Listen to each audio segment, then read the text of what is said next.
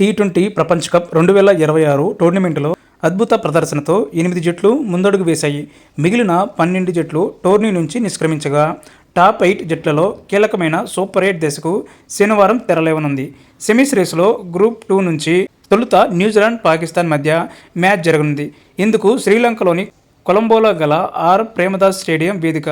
భారత కాలమానం ప్రకారం రాత్రి 7 గంటలకు మ్యాచ్ మొదలు కావాల్సి ఉంది. అయితే కివీస్ పాక్ మ్యాచ్కు వర్షం ముప్పు పొంచి ఉంది.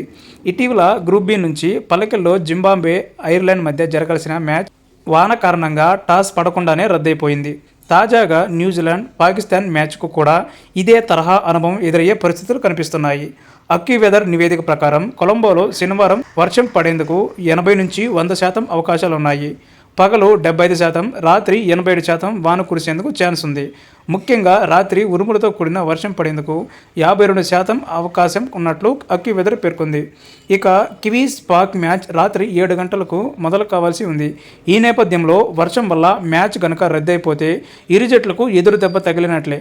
సూపర్ 8 మ్యాచ్లకు రిజర్వ్ డే లేదు కాబట్టి మ్యాచ్ రద్దయితే ఇరు జట్లకు చెరో పాయింట్ వస్తుంది. దీంతో తదుపరి మిగిలిన 2 మ్యాచ్ల్లో తప్పక గెలవాల్సి ఉంటుంది.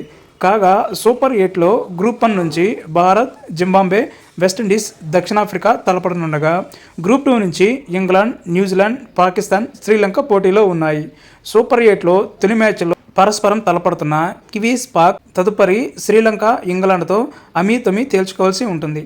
ఇందులో భాగంగా పాకిస్తాన్ ఫిబ్రవరి 24న ఇంగ్లాండ్తో, ఫిబ్రవరి 28న శ్రీలంకతో, న్యూజిలాండ్ ఫిబ్రవరి 25న శ్రీలంకతో, ఫిబ్రవరి 27న ఇంగ్లాండ్తో తలపడతాయి. సెమీస్ రేసులో ఒక్క మ్యాచ్ ఫలితం తేడా వచ్చినా భారీ మూల్యమే చెల్లించాల్సి ఉంటుంది.